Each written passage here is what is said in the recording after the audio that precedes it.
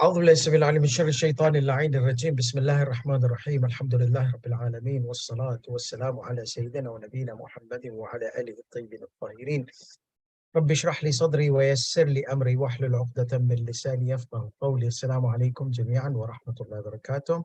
We were discussing about the issue of uh, religious and intellectual. So there is religious responsibility and there is intellectual responsibility.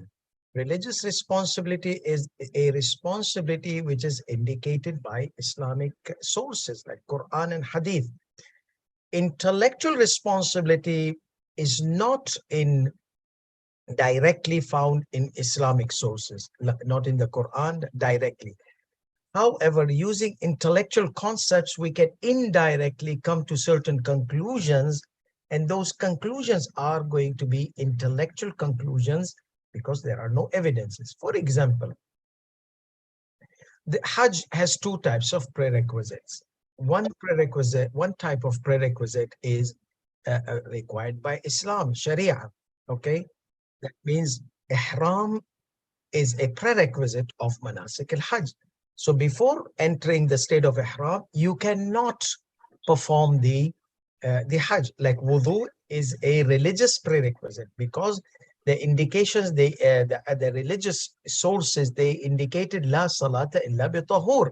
Salat is not accomplished or fulfilled or completed without the purification. So now you see that we have two types of religious prerequisites, religious responsibility, and intellectual responsibility. So religious responsibility, like entering the state of Ihram, we have to enter the state of Ihram before performing the rituals of Hajj. Why? Because Sharia said so, the Islamic law said so.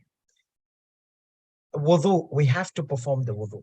Now, intellectual responsibility. Intellectual responsibility is like what Sharia did not tell us, but it is understood because without it, we will not be able to perform what was required by Sharia. For example, you need to do wudu. There is no other way for you to perform wudu than opening the tap. So we will say if that's the only way you can perform the wudu and get access for water, then it is wajib upon you to open the tap. You say it is wajib upon me. That means it will look like I'm making fatwas, okay, with Rasulullah sallallahu alaihi wasallam said, sallallahu alaihi wasallam, that ayyuhan nas, open the tap to get the no. There's no Quran telling us to open the taps. There's no hadith telling us. So where did we get this wajib? Because wudu is wajib, and for me at this point, for example, the only way to get water is opening the tap. So that opening tap becomes intellectual wajib. Another example of intellectual wajib. Performing Hajj. Now Hajj becomes wajib to be there in Makkah. Now how to be there? If there's the only way for you to be there in Makkah is by buying an airline ticket of certain airline, then buying that, for example, Qatar Airways or Emirates, buying that ticket becomes obligatory upon you. You'll tell me, obligatory? How did you get this wajib? Where did this wajib come from? Did the Prophet say, sallallahu alaihi wasallam, oh, people fly Qatar Airways, he was doing advertisement for Qatar Airways? Or did the Prophet sallallahu alaihi wasallam say, oh, people fly Emirates because Emirates? No, he did not say that. So how? Because you told me that there are only two tickets available for me to take me to Medina or Makkah, and so that I'm able to perform. All the tickets are booked, packed, seats are packed. There are no seats available. So what does that mean? You have to be there. Your intellect tells you that you have to buy a ticket of Qatar or a ticket of Emirates, whichever takes you there. So purchasing the ticket is wajib. Wajib. Where did you get this wajib? Why are you giving fatwa without a base of Quran and Hadith? Well, I'm giving you based on intellect because indirectly, okay, intellect tells me that the religious evidences tells me be there. How will I be there? I have to buy a ticket. So this is intellectual responsibility, which is indirectly indicated by Islamic laws. Okay. And religious responsibility is directly indicated by Islamic sources of laws. Okay. So we were discussing yesterday the words of Sayyid Sistani, and I had to clarify this because, as I mentioned, that it is important that our mu'mineen, they understand what the words of Sayyid Sistani indicate. So we were discussing ruling number 1, وجوب الحج بعد تحقق شرائطه فوري.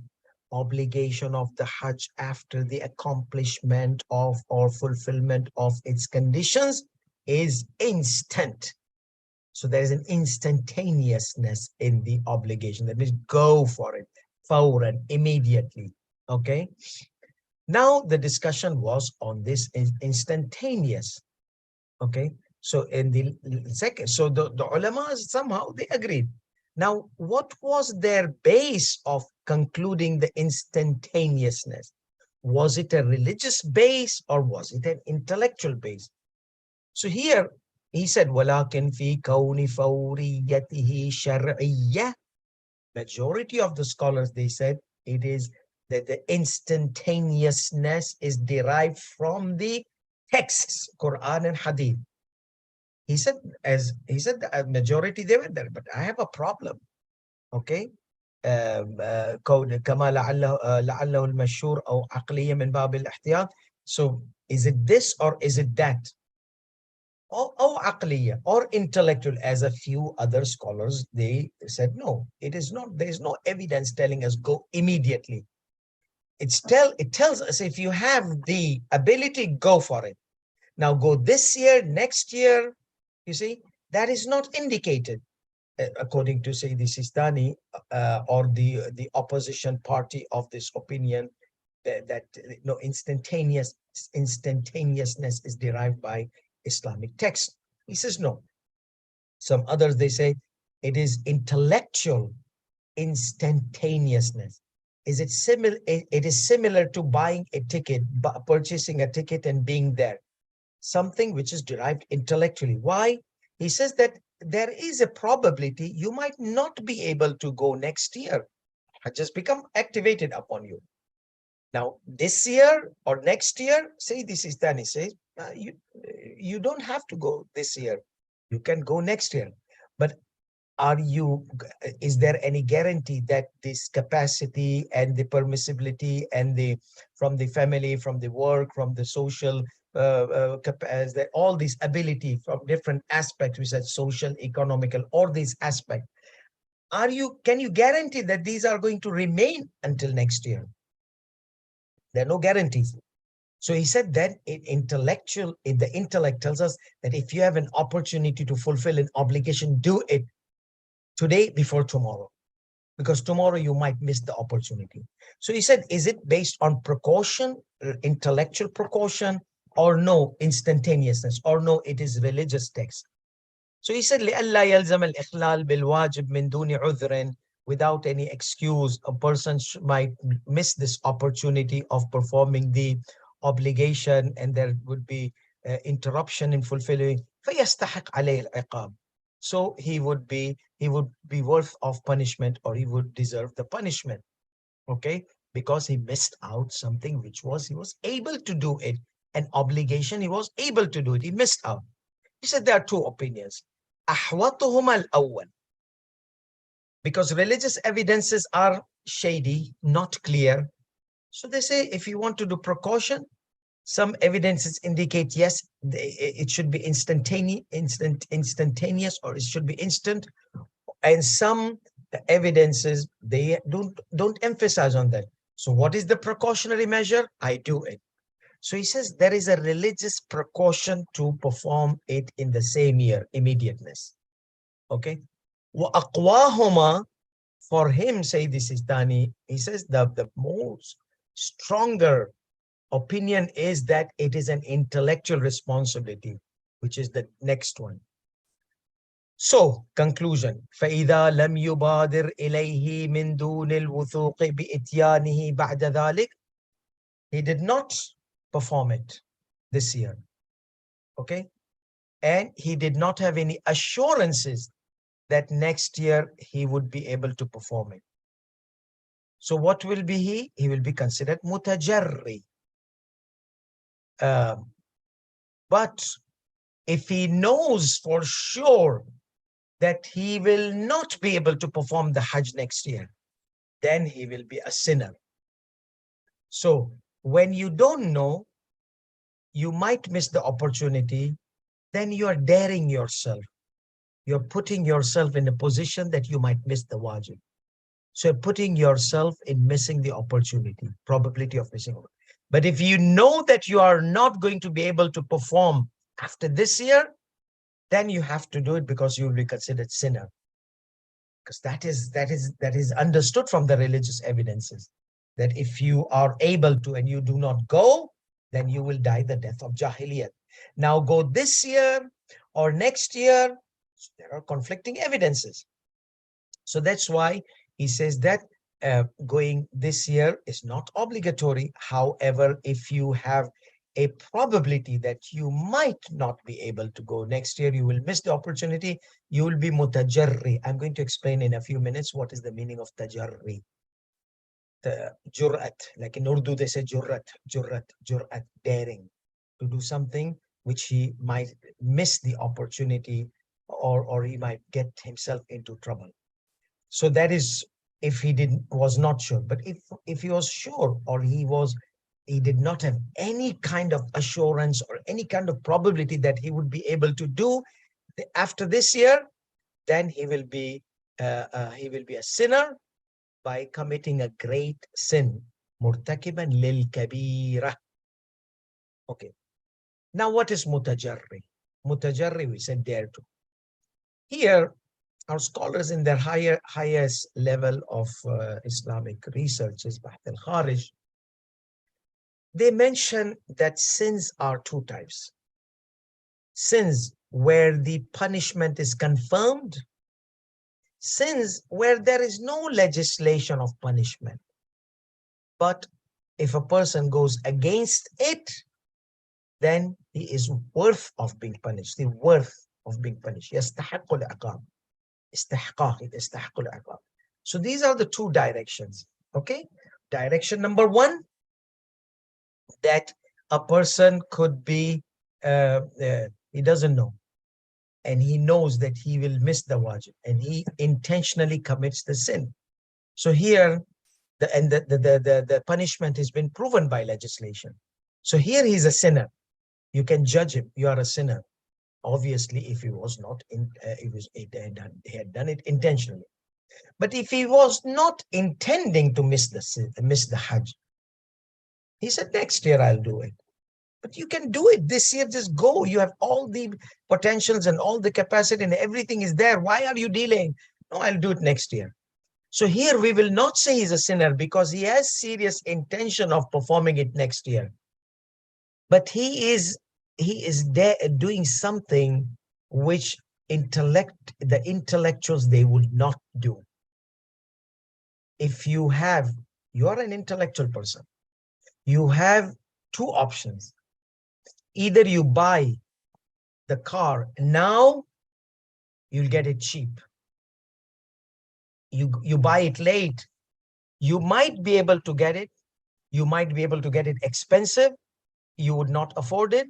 Or you might have to get a loan and then get the car, or you might not be able to get it at all.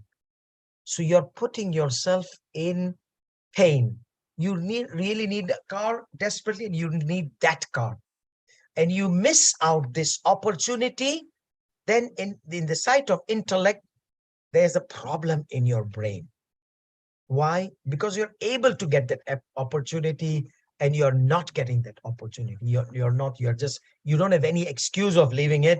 Just next year I'll buy that car. But maybe that car is not there next year. Maybe that car is high in the price. Maybe. So the intellectuals, they seek the opportunities of fulfilling the needs. If they have a need, if they have an obligation, to do it today, they will not delay it tomorrow. So it's an intellectual obligation to do it instantly. Why? Because you might miss out. So what if that person misses out? Then he will be considered tajarri. That means he's worth of punishment, because he had the opportunity to fulfill his obligation. He did not do, because he said it's not instantaneous, instant, then, and he delayed and he missed out the opportunity. So here he deserves punishment. Why deserves punishment? Because he did not intend to leave that wajib purposely, number one. Number two, there's no prescribed punishment for that kind of delay from the Islamic text.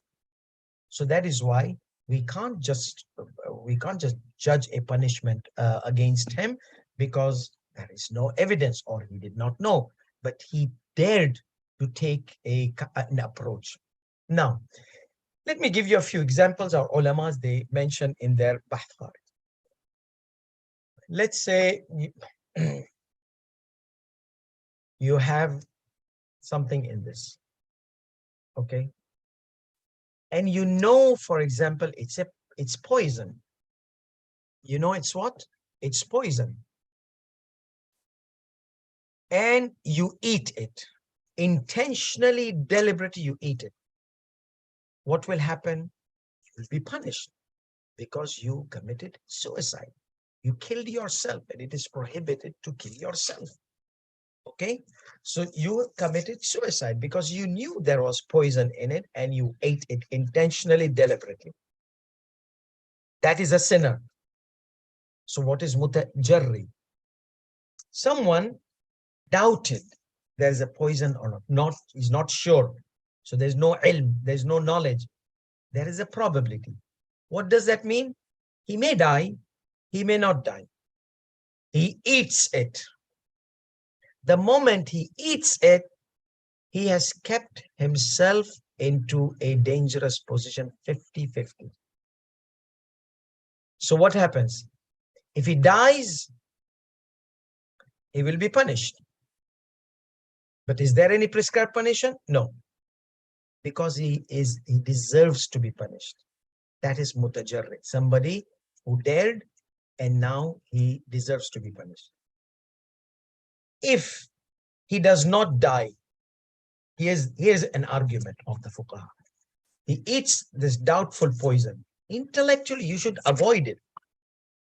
Heck, if a fly falls into your milk, you throw the milk. So there's a doubt that there's poison in it. You're going to eat it. If you have intellect, you will not think of even eating from this intellectually. Okay? So, but you did it. That means you dared. You crossed the line of the intellectual precautionary measures. So now what happened? Either, not you, I don't want to say you die. May Allah extend your lives, inshallah, by His blessings and mercy and sake of Muhammad wa ali Muhammad, in health, wealth, prosperity, and the security of religion. So you ate from this. You were mutajarri. Why? Because you're not sure that it's poison. So how can God punish me if I'm not sure? The Maraja who have rational method, like Sayyid al-Khuwi, Sayyid Sisatni, they said, no. If in your intellectual society, you would not do it, intellectual, they will not eat something which is doubtful to be poison or to cause sickness or serious disease. They will not. No, we avoid. But when you did it, there are two probabilities. Either person dies, then he'll be deserving punishment. If he does not die, here's the argument. Will he be punished or not? He ate, he did not die. He ate, he did not die. So why should God punish him? So some scholars, they say there's no punishment for this person because he was mutajarri. He was mutajarri, he was daring, okay? He was just going against the intellectual direction. Sayyid al-Khuwi Quddus says, no, wait. We are not looking at the end results. He died or he did not die. We are looking at did he commit or not? Then after that, he realized he did not die. So he said his intention, which engulfed the action. Remember this sentence, intention that engulfed the action. If it was just intention, I'm going to eat this. I did not eat. I'm not mutajarri. I ate. That means I know that there is a danger for me, or there is a punishment, probable punishment. I took the chance of being punished. So that means you know that you might be punished. That probability, okay, after eating it, you have engulfed your intention to do with an action. It's too late now. It's too late. The consequences, the potential effect, the poison is going to affect you. What if it does not? Then you made evil intention to cross the lines. Another example, and we'll be done for today. Another example. Somebody decides to fall from the cliff. Okay, suicide. He has made his intention to fall. So what happened? He has made intention. Now, if he backs off, no problem. Allah Ghafur Rahim. Allah will not hold you accountable. But now, after falling from the cliff, maybe it was like a 60, 70 floor, or I don't know, Burj Dubai, where there's a slow motion process for the guy to think. Like as we mentioned in the story of Prophet Ibrahim was being thrown, and there's a slow motion area where Jibreel comes and communicates. But that kind of fraction of seconds in the sight of Allah subhanahu wa ta'ala is a big gap. Okay. So Allah controls the time. So anyhow, so this guy is falling, and while he's falling, he realizes, no, why did I do that? Why did I do that? Okay. He's falling and falling and falling, and he's regretting. Okay. So now, if he falls down, dies, finish. Your regret is not going to help, because there's no way back. Let's say, like this, they say it happens sometimes. He was falling. He fell into, like in the movies, he fell into a truck of cushions, or he fell into a head of a guy or a lady, and the lady died and became cushion of this guy. Let's say if that guy or lady was like fat and cushiony guy. So this guy falls on that bichara poor guy. So he's saved. That guy went. Now this guy is saved. Here is the argument of our fuqaha. Will he be punished? Is he still mutajarri or not? Because he did not die. The effect of the violation did not appear. So why should God punish him? God is not going to punish him for the death or no death. God is going to punish him for the intention to fall down, which engulfed the actual jump. So now if he's saved, he's not saved. If he does not do istighfar, he is mutajarri, and he deserves to be punished. I hope this was understood. Okay. So this is the argument of our fuqaha, that whenever we have intellectual responsibilities and there is no text available, okay, which presents prescribed punishment, then a person who goes against the precautionary measures, intellectual precautionary measures, the obligatory intellectual precautionary measures, is he going to be punished? Well, there's no prescribed punishment, but he's mutajarri. He dared, okay? So that means he deserved to be punished. If God punishes him on the day of judgment, he should not say, oh God, why did you punish me? This was all about mutajarri. So here's we look at the sentence of Sayyid Sisatni, and we end this ruling. So he says, فَإِذَا لَمْ يُبَادِرْ إِلَيْهِ مِنْ دُونِ الْوُثُوقِ, if Hajj becomes wajib, and he did not go immediately, instantly, the same year, okay?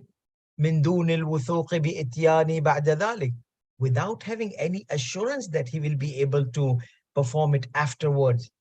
كان متجريا. So the whole lecture today was about this mutajarri, to let you know what is mutajarri. Jurrat karta hai, in Urdu they say. He dares to go against the norm of the intellectual society. And mutajarriyan إذا أتى به من بعد. Okay. بعد ذلك كان متجريا إذا أتى به من بعده. So if he performs the Hajj after that, okay, he will be considered mutajarri. Why? Because he intentionally knew that there's no assurance that he might be able to. But how? So see, there are two options. If he was able to perform, he will be mutajarri. Why mutajarri? Because he intended not to do, okay, and he engulfed his intention with his action and did not go. And later on, he was able to go. Like a guy who's falling down, he wants to die, but then he was saved. So he will be mutajarri. There's no prescribed punishment, but he will be deserving punishment. If he was able to perform it afterwards, he's mutajarri. But if he is not able to perform afterwards, وَمُرْتَكِبًا لِلْكَبِيرَةِ, he will be a committer of great sin. إِذَا لَمْ يُوَفَّقْ لَهُ أَصْلًا. If he is not able to perform it afterwards, he will not be mutajarri. He will be a sinner. So now we see that a mutajarri is somebody who missed and later on he was able to perform. Sinner is somebody who did not perform the Hajj and later on was not able to perform the Hajj. Hopefully that's clear. وآخر دعوانا الحمد لله رب العالمين وصلى الله على محمد وآله